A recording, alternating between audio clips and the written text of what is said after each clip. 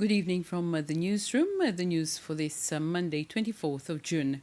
President Wavel Ramkalawan recently met with the technical committees of different ministries and entities to discuss climate change challenges and coastal erosion that the country is facing and to mitigate them. The committee is made up of the Minister for Transport, Anthony Derjac, the Minister for Agriculture, Environment and Climate Change, Flavien Joubert, and Chief Executive Officers and Senior Officers of other ministries and agencies.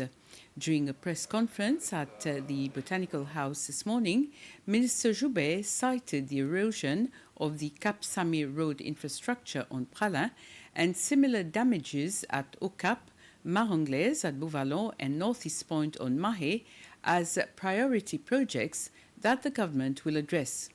Altogether, there are some 50 projects which have been identified at a cost of more than 250 million rupees.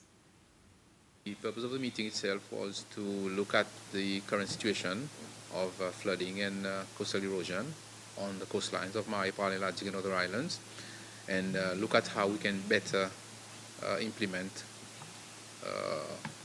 measures to mitigate against erosion and prevent the deterioration of our infrastructure that are located on the coast. In this meeting, we looked at the way that the different entities can better collaborate to bring about those interventions in those areas where it is needed. The entities around this table, infrastructure, land transport, and also environment, has indicated that we have at least 51 projects that are high priority. A priority of priorities is being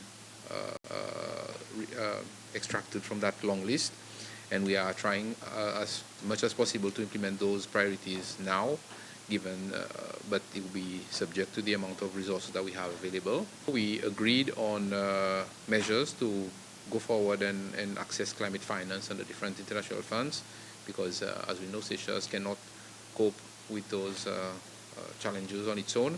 We have to look for additional support from outside, especially from mechanisms like Green Climate Fund, Adaptation Fund, and also Global Environment Facility, and also the recently enacted Loss and Damage Fund. We also need to look for more expertise to help us in the work that we need to do, and also increase the amount of scientific information that we have available to ensure that we have better designs and better approach to those issues on the coast. Right now we have a series of projects that have already started. SLTA has indicated they have a list of 4 major sites at Ocap, Anse-la-Blague, Northeast Point, and also Beauvalon. But as has been indicated by the other 2 entities in the room, infrastructure and also Department of Climate Change, there is a longer list of smaller projects that are being implemented according to the budget available, and we will try as much as possible with the Ministry of Finance to look for ways and means to increase the amount of resource available so that we can increase the number of projects that we can do in the country. Local government has indicated that there are projects that they have done on their own to assist people affected by flooding and also coastal erosion, and that but we have to also manage expectations. We cannot do everything at the same time. We cannot do everything all at once. We have to pace it according to the resources that we have available, the technical and financial resources that we have in the country. Overall, what we want to do is to work as one government to address those issues comprehensively. We see it as a national emergency that we need to deal with, and also we need to make every effort to bring on board our partners from outside to help us deal with this problem that we are facing in Seychelles. The Waste Management Agency said it collected a total of 49 tons of trash in Mahé over the weekend of the Seychelles cleanup campaign, 25 tons on Saturday and 24 on Sunday. In Pralin, during those 2 days, 83 tons of waste was recorded, and Ladjik 9 tons. LWMA's deputy CEO has appealed, meanwhile, to residents of Perseverance occupying social housing to avoid depositing their construction debris and other non-household waste in the bins. The next activity will take place during Clean Up the World Day in September. If you are to look at the different classes of waste, and the most common one on Mahe would be bulky waste, what we call bulky waste, fridges, deep freezers, washing machines. But on Prale, it's more to do with mixed waste, so they mix all their waste and they bring it to the landfill. And on Ladig, it's mixed waste as well. So there's a slight difference on Mahe. And on Mahe, what we've noticed that the people are more responsive to the call that we put forward to separate their waste. And this is something that we advocate and move in that, we want to move in that direction. And from what you've noticed from the footage, people come to the landfill and they have the facility to dispose of their waste in specific skips.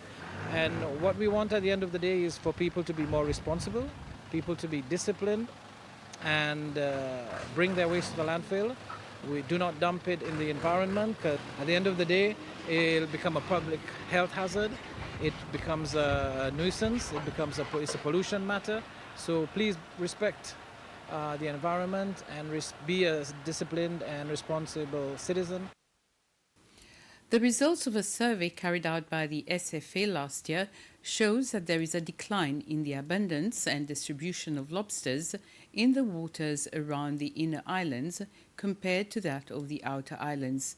The information was presented last week to partners who participated in the survey, including SECAT, the Nature Conservancy, and the European Union, amongst others.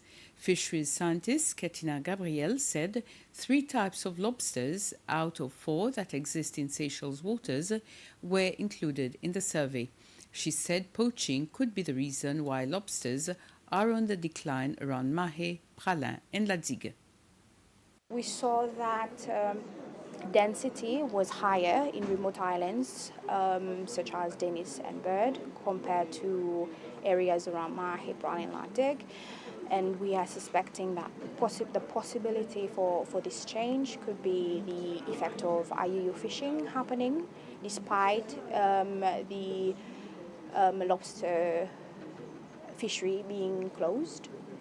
And the next step for this is to do a stock assessment using the survey data or the fishery data to assess the current status of the stock. Because this survey, what we did, provided us a snapshot of how the current abundance and distribution is. So we need to explore this further, and through the stock assessment, we'll be able to do that. 6 districts have benefited from donations from the honorary consuls who adopted them under the Adopted District Program. These are the honorary consuls of Eswatini for the Montfleury district, Pakistan for Pointe-la-Rue, California for Belair, Mozambique for Roche Caimo, Mauritius for Takamaka, and Ghana for Okapa. Launched in October 2022, this initiative aims to forge stronger connections between Seychelles honorary consuls and local communities, enabling a deeper understanding of district-level issues and challenges. The Minister for Local Government and Community Affairs, Rosemary Waro, has on her behalf and that of the Minister for Foreign Affairs and Tourism, Sylvestre Radegonde, expressed their gratitude to the consuls, saying that their engagement to the Adopt a District program.